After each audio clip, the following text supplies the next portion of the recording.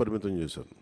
1924 అప్పుడు 240 కోట్ల నుంచి 270 కోట్ల దాకా వస్తే 1923కి వాళ్ళు 170 కోట్లకు పట్టుకొచ్చారు. ట్యాక్సెస్ కలెక్ట్ చేయడం మానేశారు. ఏం చేశారు అదొకటి ఒక ఇది ఉండిపోయింది. ఇది మేము చాలా త్రికరణ శుద్ధితో మార్చాలనుకుంటున్నాం. పంచాయతీలను బలోపేతం చేయాలి, వాటి కాళ్ళ మీద వాటి నిలబడగలిగే పంచాయతీలు ఉండాలి.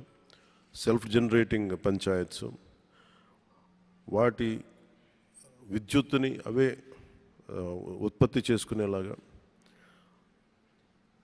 రాష్ట్ర అభివృద్ధిలోనే కాదు దేశ అభివృద్ధిలో కూడా చాలా కీలకమైన పంచాయతీలు కీలకంగా ఉండాలి అని చెప్పి మన రివ్యూ మీటింగ్స్లో కూడా చాలా ముఖ్యమంత్రి గారితో జరిగిన రివ్యూ మీటింగ్లు కూడా తీసుకున్నాం. అలాగే ప్రతి పంచాయతీకి ఒక యూనిక్ గుణం ఉంటుంది, ఒక ప్రత్యేక గుణం ఉంటుంది. ఇప్పుడు మనకి విశాఖపట్నం ఆనందపురం విలేజ్, ఆనందపురం మండలం, విశాఖపట్నం లాంటి చోట ప్రత్యేకత అక్కడ పువ్వులు. అక్కడి నుంచి పువ్వులు ఎక్స్పోర్ట్ చేసే విధంగా కొన్ని ప్రత్యేకించి పెట్టుకోవచ్చు మనం. అలాగే అరకు కాఫీ మన అరకు విలేజ్ నుంచి వస్తుంది, అరకు మండలం నుంచి. అలాగే ప్రతి మంగళగిరిలో మన చీరలు కానీ, మన సత్యసాయి జిల్లాలో లేపాక్షి కానీ, అలాగే ఒంగోలు జిల్లాలో చీమకుర్తి గ్రామం కానీ, బాపట్లలో వేటపాలెం కానీ, కృష్ణా డిస్ట్రిక్ట్లో చిలకలపూడి కానీ, ఇలాంటి ఏ జిల్లాలో ఏ పంచాయతీలు తీసుకున్న కొన్ని ప్రత్యేకతలు ఉన్నాయి. సో మీ పంచాయతీల ప్రత్యేకత ఏంటి దాన్ని కూడా రేపు గ్రామ సభల్లో తదుపరి గ్రామ సభల్లో ఇవన్నీ నిర్ణయించుకోమని చెప్పాం. So we would like to promote that plan. దీంట్లో పెద్ద ఎత్తున యువత, మహిళలు పాల్గొనాలని మేము కోరుకుంటా ఉన్నాం. ఎందుకంటే మీ భవిష్యత్తు ఇది.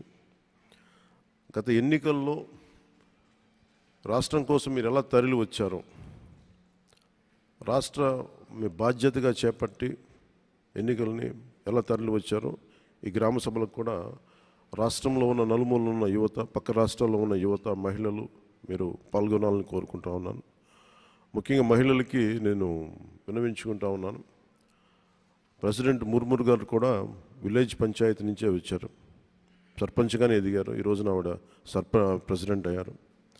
అందుకని మహిళలు ఈ 1/3 ఈ సాధికారత పొలిటికల్ ఎంపవర్మెంట్ జరగబోతాం. దాంట్లో భాగంగానే మీ గ్రామ సభల్లో మహిళలు కూడా చాలా బలంగా పాల్గొనాలని నేను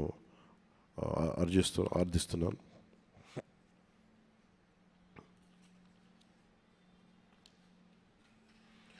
అలాగే పంచాయతీలకు సంబంధించి ఉదాహరణకి చాలా పంచాయతీలు నిరుపయోగంగా భూమి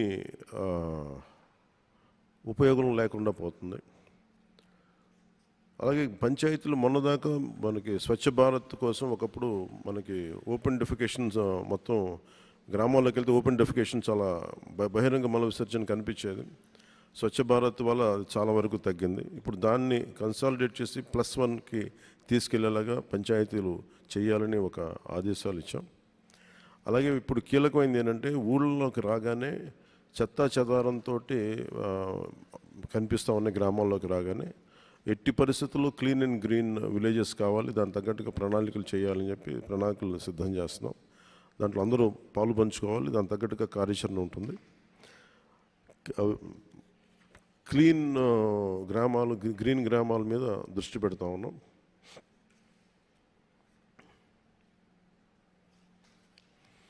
ఇంకొకటి కీలకమైనది ఏం చెప్పామంటే,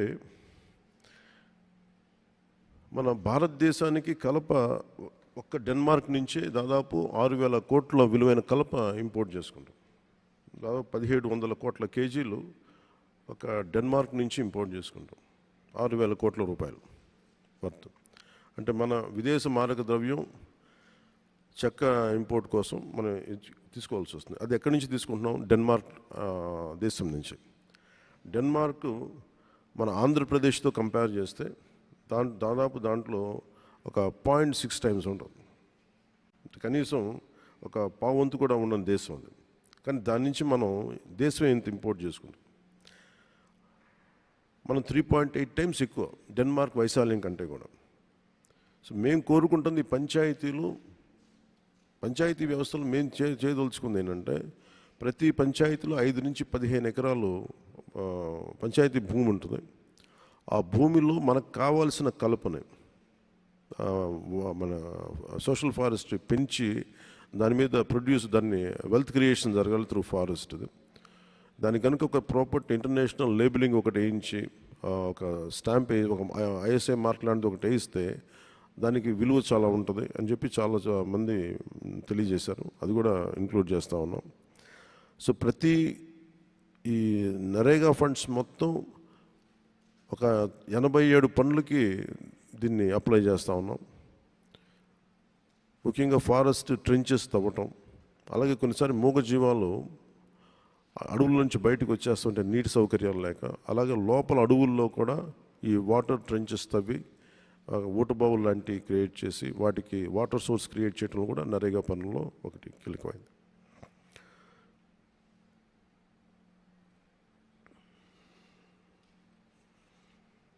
ఇంకొకటి ప్రతి పంచాయతీకి సంబంధించి మేము ఐడెంటిఫై చేస్తున్నాం. ఇది టూరిజం ఏరియాల దగ్గరగా ఉండే పంచాయతీలు, ఎకో టూరిజంకి దగ్గరగా ఉండే పంచాయతీలు, లేదంటే ప్రత్యేకించి మన ఉప్పాడ మంగళగిరి లాంటి చోట ప్రత్యేకంగా మన చీరలు మన నేతలు మన నేత పరిశ్రమలు ఉన్నాయి, దాన్ని ప్రత్యేకంగా విజిట్ చేసేలాగా. ఇప్పుడు చాలామంది కంచికి వెళ్తారు ఆ చీరలు కొనుక్కోవడం కోసం. సో అలాంటి సౌకర్యాలు వాళ్ళ ఊళ్ళకి వచ్చి మగ్గాల దగ్గరికి వచ్చి చూసుకొని కొనుక్కోలేక ఇట్లాంటివి ప్రత్యేకమైన దృష్టి పెడతా ఉన్నాం. సో ఈ దృష్టిలో మేమందరం పనిచేసుకుంటూ వెళ్తున్నాం తెలియజేసుకుంటూ, రేపు మీ అందరి సహాయ సహకారాలు కూడా కావాలి. మొట్టమొదటిసారి భారతదేశంలోనే ఇన్ని వేల పంచాయతీలకి చేయలేదు, దానికి మనం శ్రీకారం చుట్టాం. ఈ కొత్త ప్రభుత్వానికి మీడియా వారి ఆశీస్సులు, మీ సహాయ సహకారాలు కావాలని కోరుకుంటూ సెలవు తీసుకుంటున్నాను.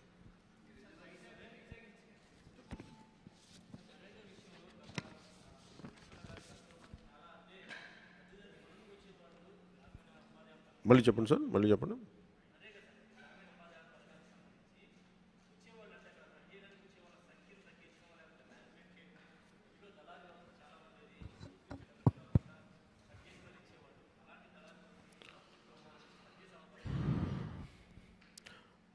మీకు చూపించాను కదా, దీంట్లో ఇందాక మీకు చదివిన దాంట్లో 40,579 కోట్ల పనులు అలాట్ చేశారు పోయినసారి. నేను రివ్యూస్ చేస్తున్నప్పుడు చాలా తప్పులు జరిగినాయి. ఉదాహరణకి పైప్ లైన్లు వేశారు. ఈయన నరేగా పనులు ఏం చేశారు, పైప్ లైన్లో కూడా జల్ జీవన్ మిషన్ కోసం పైప్ లైన్లు వేసి దానికి కూడా వాడారు. చివరికి చూస్తే పైప్ లైన్లు వేస్తున్నాయి కానీ వాటికి కనెక్టింగ్ సోర్స్ పాయింట్ లేదు, ఎక్కడికి ఇవ్వాలో తెలియదు, పైప్ లైన్లు అయితే వేస్తున్నాయి. అలాగే కొన్ని చోట్ల సర్పంచులు కూడా తెలియదు. సర్పంచులు ఏం చేశారు, నాయకులు ఏం చేశారంటే, కొంతమంది ఆ ప్రభుత్వ నాయకులు మస్తర్ బుక్ పుస్తకం తీసుకొచ్చి మీరు దాంట్లో సంతకాలు పెట్టించుకొని ఒక 10 మంది 15 మంది చేత తహసీల్దార్ ఆఫీసులో వచ్చి వాళ్ళు సంతకాలు పెట్టించుకొని పంపించేశారు. దారుణం ఏంటంటే సర్పంచులు కూడా తెలియదు ఏ పనులు దేనికి జరిగినాయని. చాలా అవకతవకలు, చాలా మనీ దుర్వినియోగం అయితే జరిగింది. దానికి ఇప్పుడు ఏంటంటే మనకి సోషల్ ఆడిట్ చాలా బలహీనంగా పనిచేస్తుంది. మన రివ్యూ మీటింగ్లో కూడా మాట్లాడుతుంది, నిఘా విభాగానికి ఇంకొక నిఘా విభాగం పెట్టాల్సిన అవసరం వచ్చిందని. అందుకని దాంట్లో మేమేం చూస్తున్నామంటే, నిఘా విభాగానికి బాగా కొంచెం బలమైన పోలీస్ వ్యవస్థ నుంచి ఉండే వ్యక్తిని కొన్నిసార్లు ఆర్టీసీ చైర్మన్గా పోలీస్ శాఖను ఎట్లా వేస్తారు, నిఘా విభాగానికి మటుకు ఒక సిన్సియర్ పోలీస్ అధికారిని పెట్టాలి. ఈ సోషల్ ఆడిట్ విభాగానికి ఏమైనా అవకతవకలని తగ్గించేలాగా లేకుండా చూసే బాధ్యత అలాంటి వ్యక్తి ఉంటే బాగుంటుందని మేము నమ్ముకున్నాం. అది మా ఇంటర్నల్ మీటింగ్స్లో వచ్చింది. I think that would one issue which we can I think we will take it forward.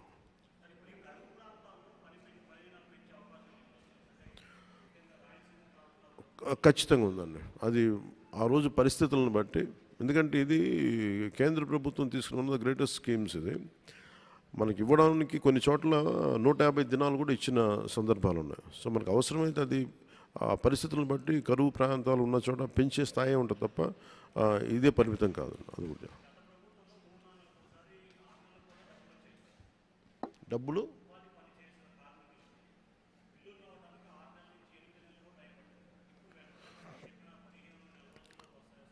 మీరు చూస్తే ఇప్పుడు మీకు ఫస్ట్ టైం ఏం చేసామంటే అంటే నేను పంచాయతీ వ్యవస్థ నేను తీసుకోగా నేను అడిగింది ఏంటంటే పంచాయతీలో ఏ పనులు చేసినా సిటిజన్స్ ఇన్ఫర్మేషన్ బోర్డు ఉండాలి. ఇదివరకు ఉన్నాయా అంటే ఆ ప్రాక్టీస్ 20 years బ్యాక్ ఉండేది, ఇప్పుడు పెట్టట్లేదు అని పెట్టారు. ఎందుకు పెట్టట్లేదు అని పెద్ద రీజన్ ఏం లేదు, అని అడిగేవాళ్ళు లేరు. నేను చెప్పాను ప్రతి చోట పంచాయతీ సిటిజన్ ఇన్ఫర్మేషన్ బోర్డు ఉండాలి. అలాగే ఇది మేము పెట్టింది ఏంటంటే ప్రతి పంచాయతీలోనూ ఈ డిస్ప్లే బోర్డుని మీరు గ్రామసభ అయిపోయిన తర్వాత ఏ పనులు ఒప్పుకున్నాం, ఈ పంచాయతీ ఏ పనులకు ఒప్పుకుంది, ఎంత డబ్బు ఎలకేట్ చేస్తుంది ఏ పనులకి, ఇది గోడల మీదే కాకుండా సోషల్ మీడియా యువత కూడా ఏం చెప్పండి, మీ సోషల్ మీడియాలో ఇది మీరు డౌన్లోడ్ చేసుకోండి. ఇది డౌన్లోడ్ చేసుకొని మీరు భాగస్వామ్యం కావడానికి మీరు కూడా దీన్ని పదే దీన్ని చూసుకొని మీరు క్రాస్ చెక్ చేసుకోండి. అది మీకు అడిగే హక్కు ఉంటుంది అనేది ఇలా చెప్తున్నాం. 2 సోషల్ ఆడిట్ మటుకు చాలా బలంగా తీసుకున్నాం. సోషల్ ఆడిట్లు గతంలో కూడా మన సోషల్ ఆడిట్ చేసిన హెడ్ మీద కూడా చాలా అభియోగాలు వచ్చినాయి. ఆయనతో నేను మాట్లాడాను కానీ ఆయనతో అభియోగాలు వచ్చినాయి. అందువల్ల ఆయన రిజైన్ చేయించేసాం. రకరకాల అభియోగాలు వచ్చినాయి.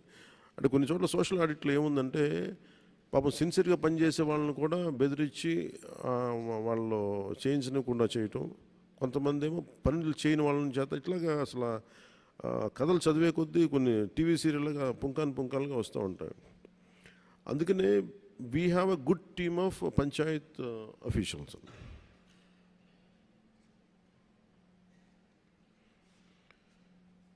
గుడ్ టీమ్ ఆఫ్ పంచాయత్ అఫీషియల్స్ని పెట్టాం.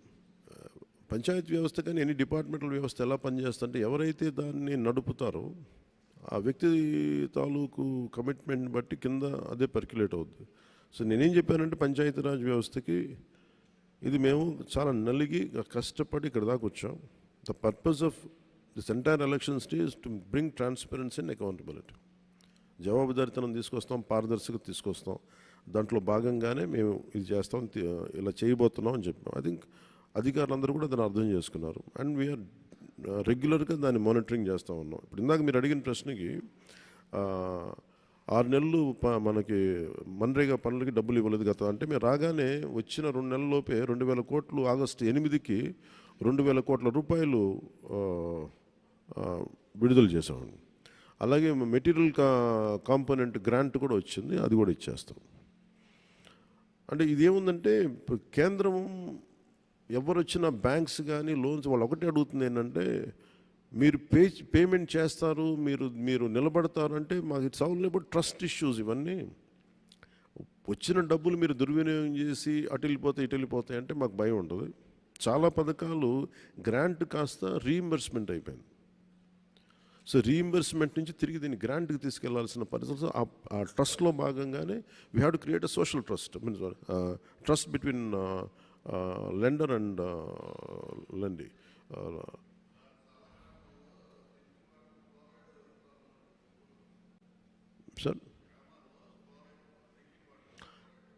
సార్ ఒక్కటి మనం దీంట్లో మీరు రైట్ ప్రశ్న, అది ఫ్లోరైడ్ పెరిగిపోవడానికి ఫస్ట్ బోర్వెల్స్ డీప్గా వేసేస్తున్నాం. ఒక లోపలికి వెళ్తే మీరు అనేది పల్నాడు కానీ గుంటూరు కానీ కొన్ని మన మార్కాపురం ఇలాంటి ఒంగోలు చోట ఇంకా మనకి ఇల్లే కొద్దీ డీప్గా మనకు ఫ్లోరైడ్ పడుద్ది ఎక్కడైనా సరే. మీరు నల్గొండ ఒక ఎగ్జాంపుల్ చూస్తే నల్గొండ చాలా వరకు ఇట్లాగే ఉండేది. ఒక మన కృష్ణానది నీళ్ళు వెళ్ళి ఇవన్నీ. దాంతోపాటు దుస్సర్ల సత్యనారాయణ గారు అని చెప్పి ఆయన వాటర్ దీనికోసం చాలా పోరాటం చేశాడు, జలయోధుడు అంటారు. ఆయన చేసింది ఏంటంటే ఫారెస్ట్ని డెవలప్ చేసుకున్నాడు ఆయన ల్యాండ్లో, అంటే వాటర్ కన్జర్వేషన్. సో గ్రామాల్లో నేను పెట్టిన ఇదేంటంటే మీరు బోర్వెల్స్ ఒక 100 అడుగులు పడితే నెక్స్ట్ సంవత్సరం నెక్స్ట్ సీజన్కి పడవు, మళ్ళీ ఇంకొక 50 అడుగులు ముందుకెళ్ళేటప్పటికి అక్కడి నుంచి వచ్చేది మనకి ఫ్లోరైడ్ వాటరే వచ్చేస్తున్నాయి, which is effecting kidneys and bones. అందువల్ల ఇది అయిపోతున్నాయి. సో నేను ప్రత్యేకించి పెట్టింది ఏంటంటే వాటర్ కన్జర్వేషన్ మీద చాలా ఎక్కువ ఫోకస్ పెట్టమని చెప్పండి. అంటే తక్కువ వాటర్ కన్జర్వేషన్ కనుక చేయగలిగితే తక్కువ మనకి లోతులోనే నీళ్లు దొరికేలాగా, అండ్ బోర్స్ని ఎప్పటికప్పుడు రీఛార్జ్ చేసుకునేలాగా. రీఛార్జ్ పాయింట్స్ దాదాపు వాళ్ళు ఏమంటారంటే రీఛార్జ్ పాయింట్స్ మేము బోర్లు తవ్వారు కానీ రీఛార్జ్ పాయింట్స్ తవ్వలేదని చెప్పారు. దాని మీద అంత దృష్టి పెట్టలేదు మేము అని చెప్పి అదొకటి దృష్టిలో పెట్టమని చెప్పాం. అంటే మేజర్లీ మనకి ఈ నదుల దగ్గర నుంచి వీటిని పైప్ లైన్లు వేసే ముందు మనకు దొరకగలిగేది అవి. వీటిని ఫిల్టరింగ్ చేసే నీళ్లు కానీ లేదంటే కొన్నిసార్లు అక్కడ ఆర్ఓ ప్లాంట్స్ ఏదైనా పెట్టాలి, ఇవి కూడా దృష్టిలో ఉన్నాయి కొన్ని ప్రత్యేకించి ఉన్న చోట. ఇప్పుడు ఏం చేస్తున్నామంటే మనం పల్స్ సర్వే అని ఒకటి చేస్తున్నాం. మేము కూడా అనుకుంది చాలా ఒకే రోజున సర్వే చేయాలి. ఆల్మోస్ట్ ఒక 16 ప్రమాణాల మీద 18 ప్రమాణాల మీద చేస్తున్నాం.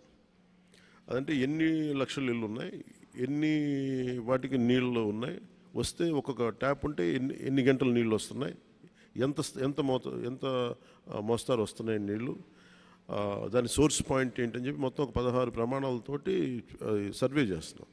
ఇప్పుడు జరిగింది దాదాపు 22 లక్షలకి ఇళ్ళకి అయింది. అవుట్ ఆఫ్ 96కో 94 lakhsకు ఈ సర్వే మొన్న ఆపాము. దీనివల్ల మళ్ళీ కంటిన్యూ చేస్తాం.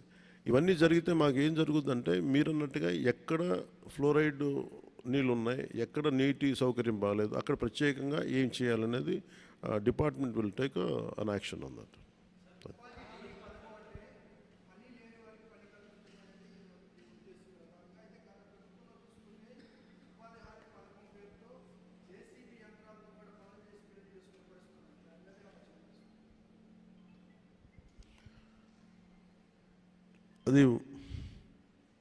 అది ఏ పరిస్థితుల్లో ఒకసారి కూర్చోవాలండి. అంటే దాని మీద మరి ఏ పరిస్థితుల్లో చేశారో అది ఒకసారి ఏమవుద్దంటే కొన్ని వ్యక్తిగత పనులు కూడా వాడచ్చు. మేబీ వర్క్ కాంపోనెంటు ఉపాధి హామీ పథకాన్ని తీసుకొని వాళ్ళు ప్రైవేట్ వ్యక్తులు అది పెట్టుకున్నారు లేదు ఒకసారి విచారించగా దాని మీద స్పందించడం అది చూస్తాం. Will consider that part.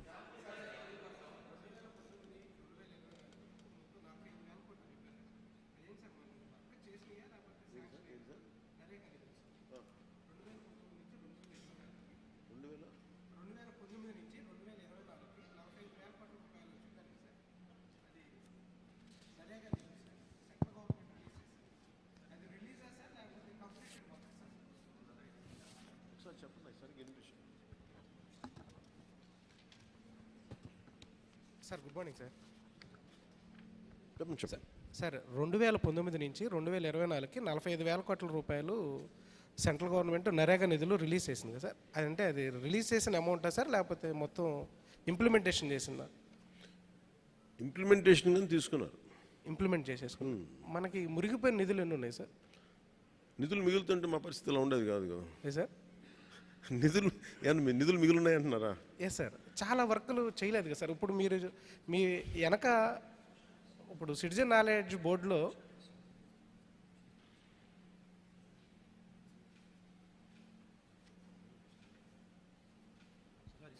Sir చెప్పండి సార్ 2019 నుంచి 2024 దాకా మొత్తం 45,000 కోట్ల రూపాయల నిధులు మంజూరు అయినాయా సార్ లేకపోతే మనం యూటిలైజేషన్ చేసామా?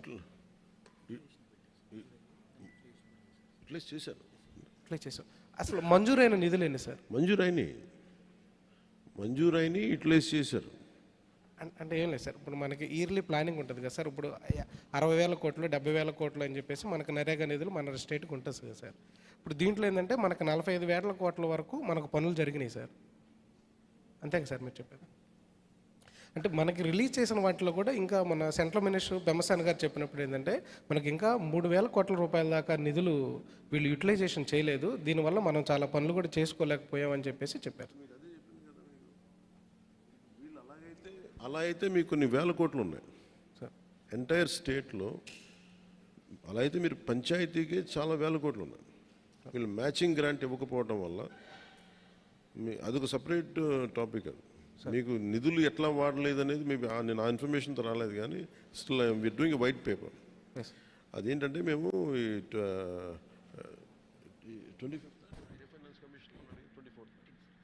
15th ఫైనాన్స్ కమిషన్ గ్రాంట్స్ ఇంకా వాళ్ళు సరిగ్గా ఉపయోగించుకోలేదు. మరి చాలా గ్రాంట్స్ అట్లా ఉండిపోయినాయి, ఎందుకంటే వీళ్ళు మ్యాచింగ్ గ్రాంట్ ఇవ్వకపోవడం వల్ల. సో మీరు అలా తీసుకుంటే దాని it will be more than few thousands of crores, not just two.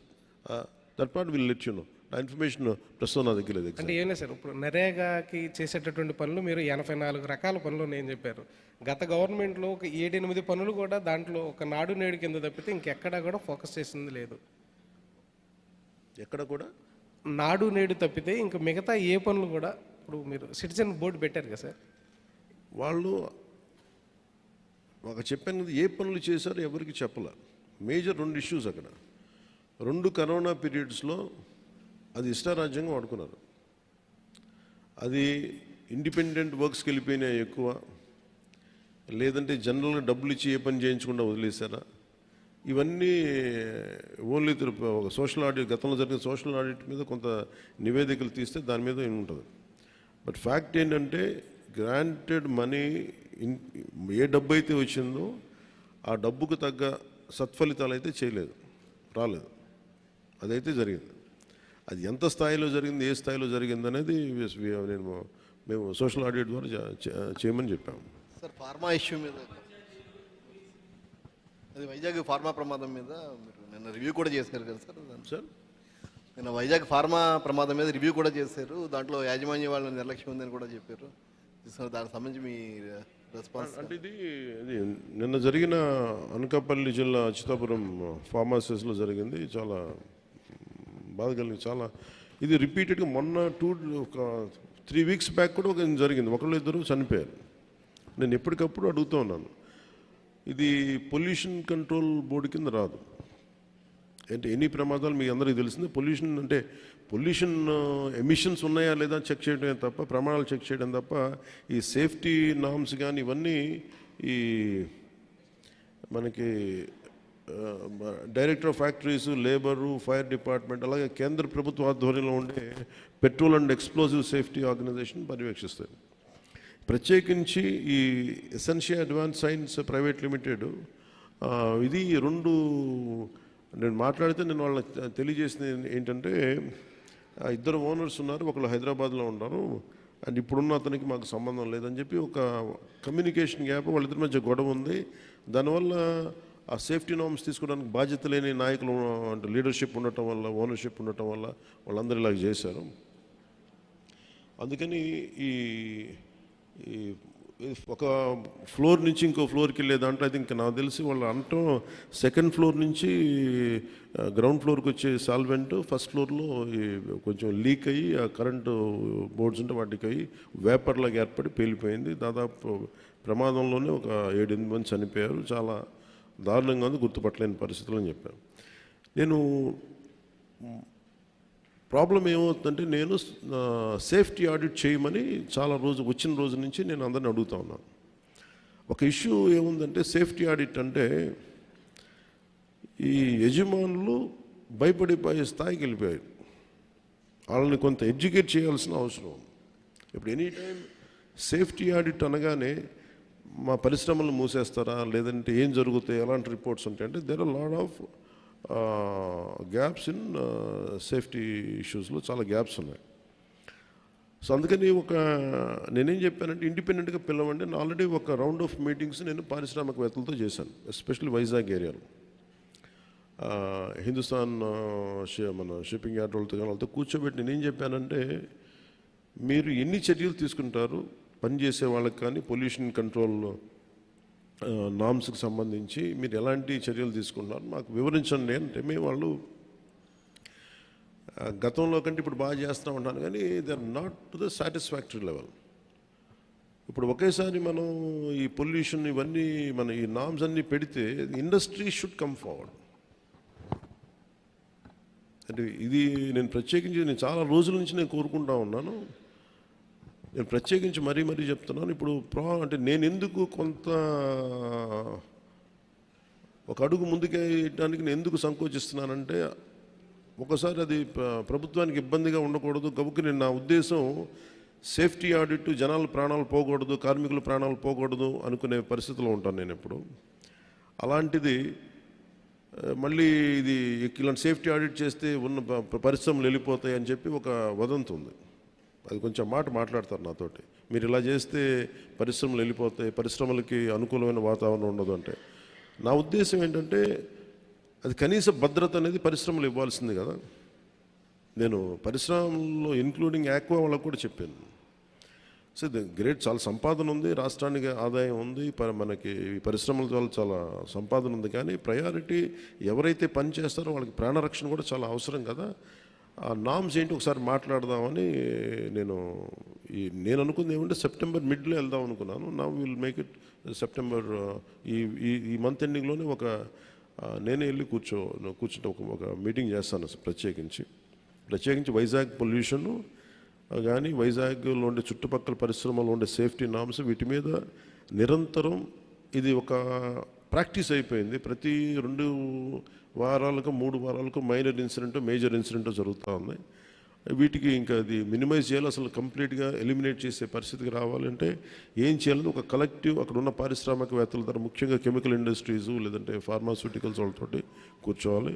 అలాగే ఫార్మాస్యూటికల్ ఇండస్ట్రీస్ కూడా ఎఫ్లూయెన్స్ 2 కిలోమీటర్ల లోపలికి వదిలేస్తూ ఉంటున్నారు, కానీ దానిలో కూడా చాలా ఇబ్బందులు ఉన్నాయనేది చెప్తా ఉన్నారు. వీటి మీద ఒక క్లీన్ సేఫ్టీ మన పొల్యూషన్ ఆడిట్ అయితే జరగాలి. అది we will take it forward. ఎందుకంటే ఇది చాలా బాధ కలిగిస్తుంది. ప్రతిసారి చనిపోవటం, సంతాపం ప్రకటించడం, లేదంటే ఎక్స్గ్రేషియా ఇవ్వటం, ఇది ఒక ప్రాణాలకి ఒక విలువ లేకుండా అంటే ఇస్తున్నాం, కానీ అది లోపల చాలా చాలా కలిచేసేది, బాధేస్తుంది. ఇది కొంచెం ఇంటెన్స్ మీటింగే పెట్టాల్సి వస్తుందండి. అది will take it forward in coming days. Sir good morning sir. మీరు చెప్పండి.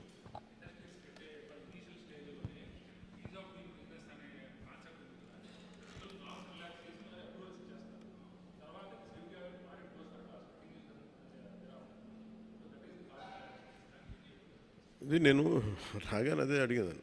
ఇదివరకు అంటే ఇప్పుడు మన ఆర్థిక సంస్కరణలో భాగంగానే is of doing business is the major cause for it. దాన్ని ఇంకొంచెం ఈజ్ ఆఫ్ డూయింగ్ బిజినెస్ ఉంటూనే ఈ ప్రమాణాలు పాటించేలాగా ఎలా చేయాలనేది ఒక బలమైన ఎక్సర్సైజ్ చేయాలి. అది దృష్టిలో ఉంది, దాన్ని ఖచ్చితంగా చేస్తాను. ఎందుకంటే అంటే ఇదేమైపోతుందంటే నేను ఒక్కసారి ఎక్కువ అధికారులతో మాట్లాడుతుంటే కూడా అధికారులకి ఏముందంటే మీకే ఇబ్బంది అవుద్ది కాబట్టి మీకు ఈజ్ ఆఫ్ బిజినెస్, మీకు ఉదాహరణకి 2009 నుంచి 2011కి వైజాగ్ పొల్యూషన్ దేశంలో ఎంత లేనట్టుగా ఉన్నాయి. అంటే డిఫరెంట్ ఎమిషన్స్ వల్ల మొత్తం పొల్యూషన్ కంట్రోల్ బోర్డ్ స్టాప్ చేసేసింది. ఇంకే పరిశ్రమలు ఇవ్వు, మొత్తం కట్ డౌన్ చేసుకుంటే మళ్ళీ బై 2013కి అన్ని ఎమిషన్స్ తగ్గిన తర్వాత మళ్ళీ ఈజ్ ఆఫ్ బిజినెస్ రూల్స్ మీద మళ్ళీ ఇచ్చేసారు. మళ్ళీ ఇచ్చేస్తే మళ్ళీ